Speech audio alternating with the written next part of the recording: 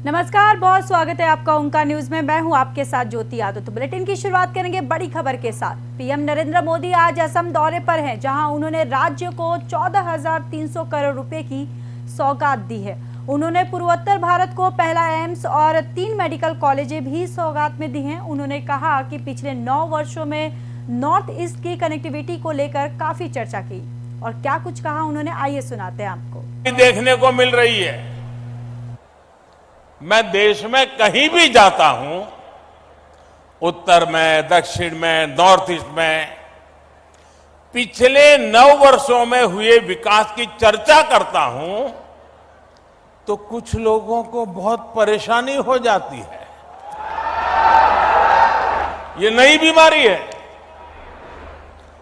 वो शिकायत करते हैं कि दशकों तक उन्होंने भी देश पर राज किया है, उन्हें क्रेडिट क्यों नहीं मिलता। क्रेडिट के भूखे लोगों और जनता पर राज करने की भावना ने देश का बहुत अहित किया है। अरे जनता तो जनार्दन का रूप होती है, ईश्वर का रूप होती है। पहले वाले क्रेडिट के भूखे थे, इसलिए नॉर्थ ईस्ट उन्हें दूर लगता था। एक परायेपन का भाव उन्होंने पैदा कर दिया था। हम तो सेवा भाव से, आपके सेवक होने की भावना से, समर्पण भाव से आपकी सेवा करते रहते हैं। इसलिए नॉर्थ ईस्ट हमें दूर भी नहीं लगता और अपनेपन का भाव भी कभी भी कम नहीं होता है। मैं जानता हूं कि इलाज के लिए पैसे ना होना गरीब की कितनी बड़ी चिंता होती है। इसलिए हमारी सरकार ने 5 लाख रुपए तक का मुफ्त इलाज देने वाली आयुष्मान योजना शुरू की।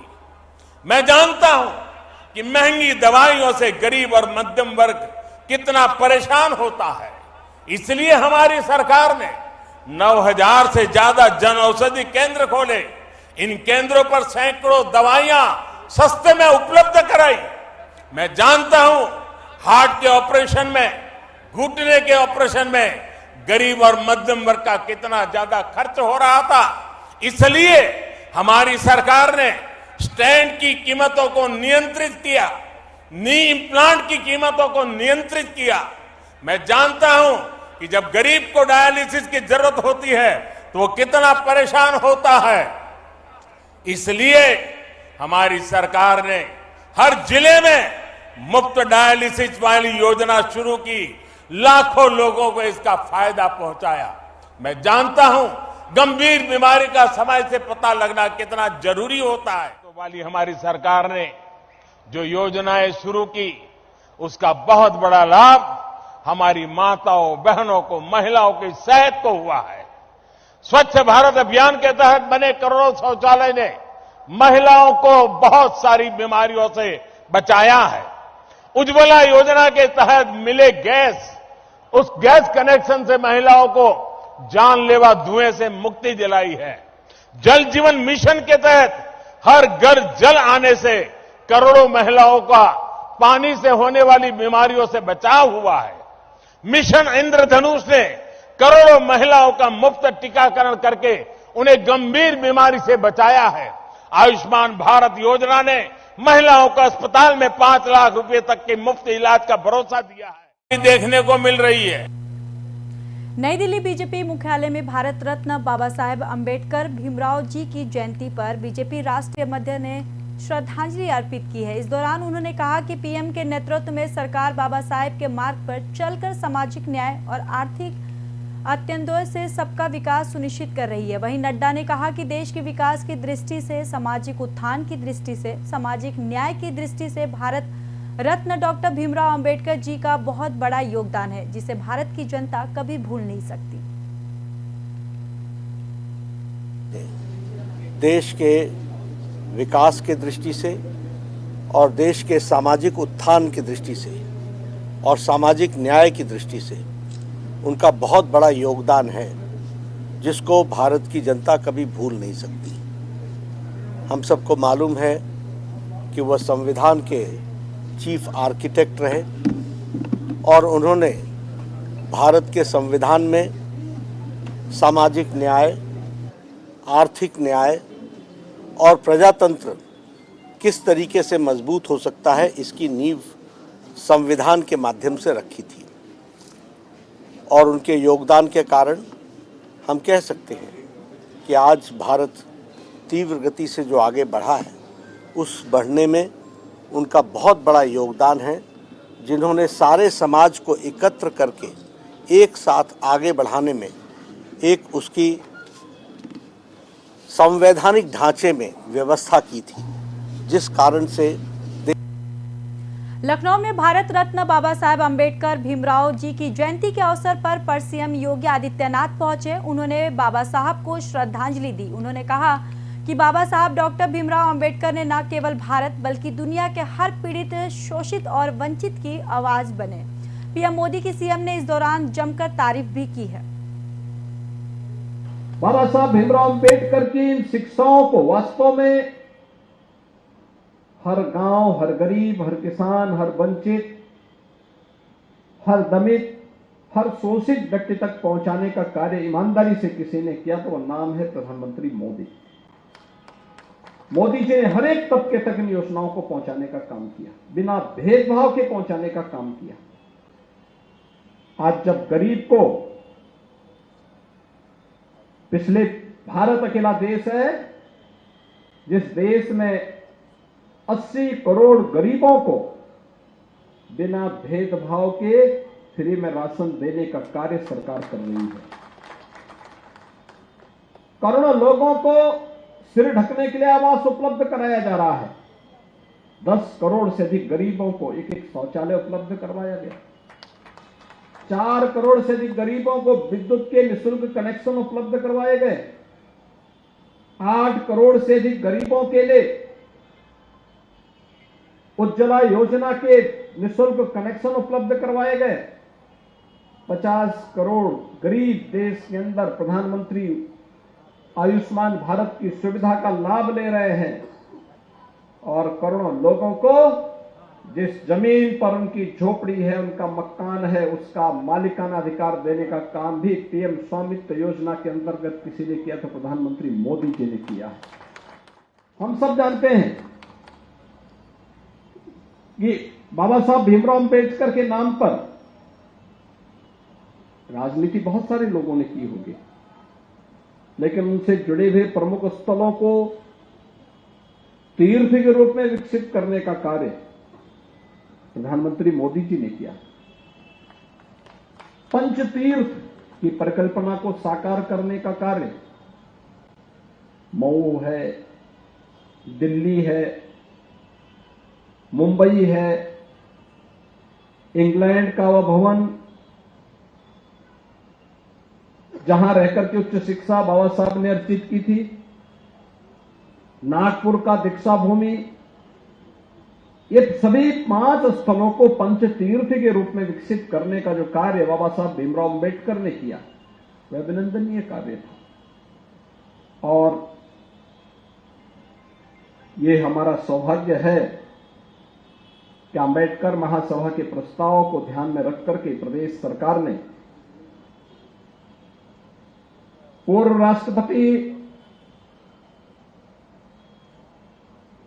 माननीय श्री रामनाथ कोविंद जी के कर कमलों से जून 2021 में नींव रखी उत्तर प्रदेश के अंदर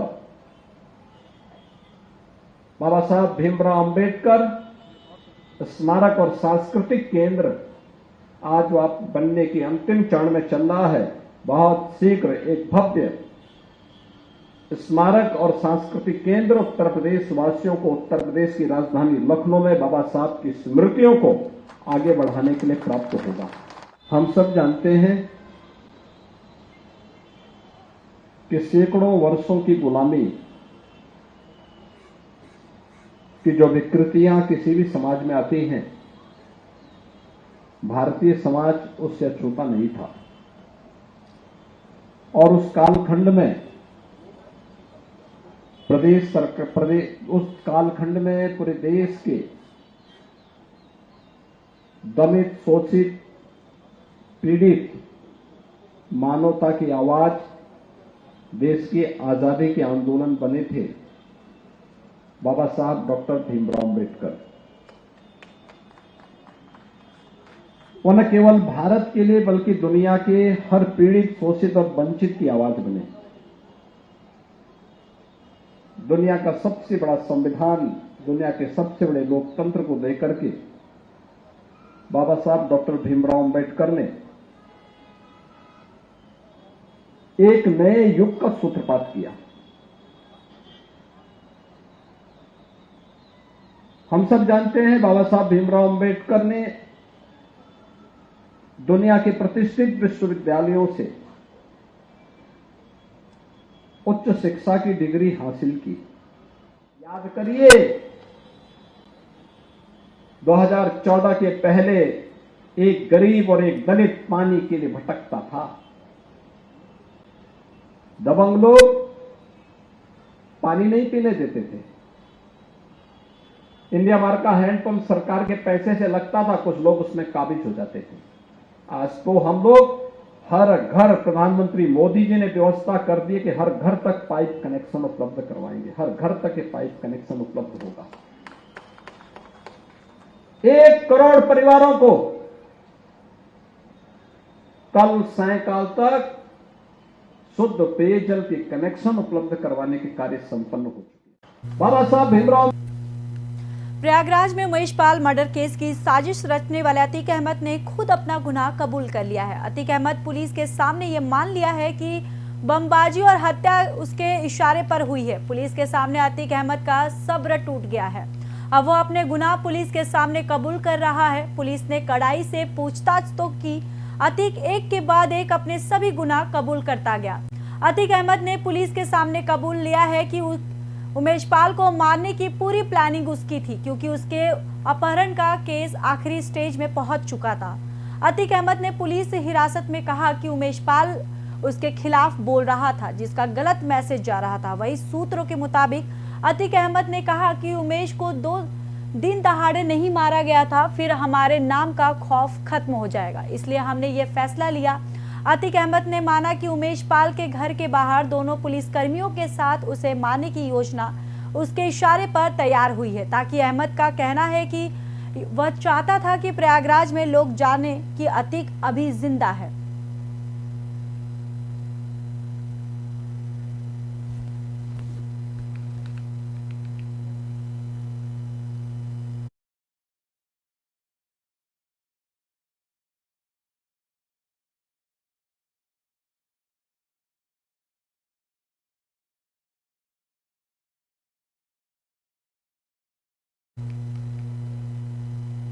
तो वहीं आज असद का शव प्रयागराज नहीं पहुंच पाया है, जिस वजह से शव को आज नहीं दफनाया गया है। बताया जा रहा है कि देर रात असद का शव यहां पहुंचेगा, यही वजह है कि इसे टाला जा रहा है। वहीं एसटीएफ ने असद और गुलाम के एनकाउंटर की एफआईआर दर्ज कराई है और बताया है कि उन्हें मुखबिरों से असद के होने की सूचना मिली थी। सूचना मिलने के बाद जब एसटीएफ की टीमें ने असद और गुलाम के घेरो तो वह दोनों नहीं रुके और उनकी बाइक झाड़ियों में फंस गई है। वहां से दोनों में कई राउंड फायरिंग की गई तो पुलिस को भी जवाबी कार्रवाई करनी पड़ी।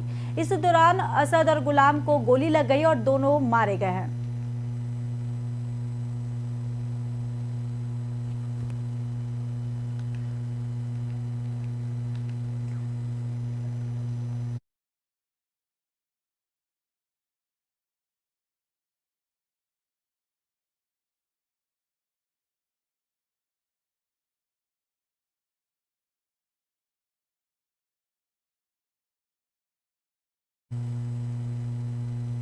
गोवा पुलिस ने दिल्ली के मुख्यमंत्री अरविंद केजरीवाल को सम्मन जारी कर 27 अप्रैल को पेश होने के लिए कहा है। अरविंद केजरीवाल के खिलाफ सरकारी संपत्ति और सार्वजनिक जगहों पर अवैध रूप से चुनावी पोस्टर बनाने और लगाने का केस भी दर्ज हुआ है। गोवा पुलिस द्वारा सम्मन भेजने पर अरविंद केजरीवाल का बयान भी सामने आया है। उन्होंने क्या कुछ कहा, आइए सुनाते हैं आपको। गोवा पुलिस की तरफ से भी एक सम्मन है सर, गोवा पुलिस की तरफ से आपके लिए सम्मन है सरकारी प्रॉपर्टी पे डिफेंस करने का। 27 अप्रैल को आपको मैं जाऊंगा, जरूर जाऊंगा। ध्यान रखे हुए हैं जो मामले हैं वो बहुत अभी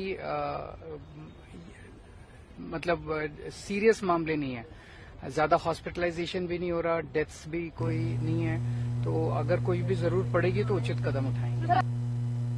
तमिलनाडु बीजेपी ने स्टालिन के परिवार और शीर्ष मंत्रियों पर बेहिसाब संपत्ति होने का आरोप लगाते हुए डीएमके फाइल लॉन्च की है। मुख्यमंत्री एमके स्टालिन और डीएमके शीर्ष नेताओं पर बीजेपी का ये ताजा मामला है। तमिलनाडु बीजेपी अध्यक्ष के अन्नामलाई ने गुरुवार को 14 अप्रैल को डीएमके फाइल्स जारी की और साथ ही साथ जारी कर घोषणा भी की थी। अन्नामलाई ने महीनों पहले कहा था कि 14 अप्रैल को तमिल नव वर्ष दिवस पर डीएमके मंत्रियों से संबंधित भ्रष्टाचार और दस्तावेज जारी करेंगे। बीजेपी के प्रदेश अध्यक्ष अन्नामलाई ने कहा कि हम पीएम मोदी की सच्ची दृष्टि को प्रतिबंधित करना चाहते हैं।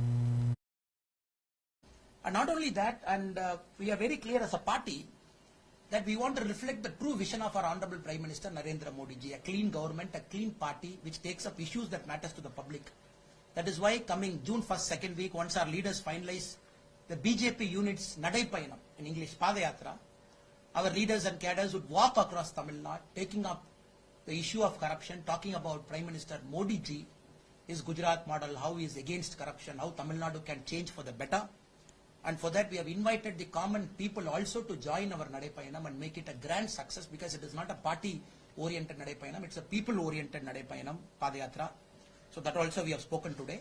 And not only that, and Sapa प्रमुख अखिलेश यादव का बयान आया है, जहां पर अधिकारियों ने एक ब्राह्मण मां बेटी पर बुलडोजर चलाए, उन्हें क्यों नहीं मिट्टी में मिलाया। आइए सुनाते क्या कुछ कहा उन्होंने। किससे कनेक्शन निकलते हैं क्या कहें, लेकिन पहले दिन से भारतीय जनता पार्टी चुनाव को देखते हुए इनकाउंटर कर रही है। और एक उदाहरण नहीं है, मैं तो बीजेपी से पूछना चाहता हूं कि जिस बुलडोजर ने, जिन अधिकारियों ने, प्रशासन ने एक ब्राह्मण मां और बेटी के ऊपर बुलडोजर चला दिया, आग लगा दी, उनका क्यों नहीं मिट्टी में मिला दिया। बलिया में एक नौजवान छात्र नेता जो चुनाव लड़ना चाहता था, उसको मुख्यमंत्री जी के स्वजाति लोगों ने मार मार करके जान ले ली। क्या आज का भारत ये है कि कमजोर की जान ले लेंगे? क्या भारत आज का ये है कि जो संविधान में हमें अधिकार मिले वो नहीं मिलेंगे? चुनावी राज्य कर्नाटक में बीजेपी को झटका देते हुए पार्टी एमएलसी और बेलगावी जिले के प्रभावशाली नेता पूर्व उप मुख्यमंत्री लक्ष्मण संगप्पा सावदी ने पार्टी की प्राथमिक सदस्यता से इस्तीफा दे दिया है, जिसके बाद पूर्व डिप्टी सीएम लक्ष्मण सावदी कांग्रेस में शामिल हो गए हैं। कांग्रेस में शामिल होने के बाद बीजेपी के पूर्व डिप्टी सीएम लक्ष्मण सावदी सुरजेवाला और डीके शिवकुमार के साथ सिद्धारमैया आवास पहुंचे, जहां पर बीजेपी ने उन्हें अठानी निर्वाचन क्षेत्र से टिकट देने से इनकार कर दिया था। There is no demand. I have spoken to him. We were in touch. He has tendered his resignation by 4 o'clock. He is coming to the Congress office by 4:30. I had a detailed hour-long meeting with him. So I wanted my CLP also to meeting, my General Secretary also meeting. We have finished our meeting. He is resigning. Then he has been admitting to the Congress party. There is no condition. It is our bound duty. He is a very senior leader of the BJP. Was a deputy CM. He had 5 years of his tenure, but still we feel that he has been humiliated. It is our bound duty to take. Delhi वालों को आज से बड़ा झटका लगने वाला है, क्योंकि देश की राजधानी दिल्ली में आज से बिजली सब्सिडी खत्म हो जाएगी। अरविंद केजरीवाल सरकार ने ऊर्जा मंत्री आतिशी ने कहा कि आज यानी शुक्रवार को दिल्ली के 46 लाख परिवारों की बिजली सब्सिडी खत्म हो जाएगी। उन्होंने एलजी पर आरोप लगाया कि क्या कुछ कहा, आइए सुनाते हैं आपको। अरविंद केजरीवाल जी की सरकार बिजली की सब्सिडी देती है, जिसके तहत 200 यूनिट तक बिजली फ्री होती है। 200 से 400 यूनिट तक 50% बिजली का बिल माफ होता है, जिसके तहत वकीलों को, किसानों को, 1984 के दंगों के पीड़ितों को बिजली की सब्सिडी दी जाती है। आज से वो सारी बिजली की सब्सिडी रुक जाएगी। इसका मतलब ये हुआ कि कल से जो बिजली के बिल दिल्ली के उपभोक्ताओं को मिलेंगे उसमें उन्हें सब्सिडी नहीं मिलेगी। तो जिसको जीरो बिल आता था कल से उनको बढ़े हुए बिल मिलने शुरू हो जाएंगे। जिनको 50% छूट मिलती थी उनको भी बढ़े हुए बिल मिलने शुरू हो जाएंगे। अरविंद केजरीवाल जी की सरकार। वहीं जम्मू कश्मीर के उधम नगर में एक बड़ा हादसा हुआ है, जहां पर फुट ब्रिज गिरने से कई बच्चों सहित कम से कम 80 से 85 लोग घायल हो गए। वहीं अधिकारियों ने बताया कि उधमपुर के गांव में बैसाखी का त्योहार मनाया जा रहा था। इस मौके पर कई श्रद्धालु यहां इकट्ठा हुए थे। इसी दौरान ये हादसा हुआ है। अधिकारियों ने यह भी कहा कि पुलिस और राहत दल मौके पर पहुंचे और बचाव अभियान शुरू कर दिया है।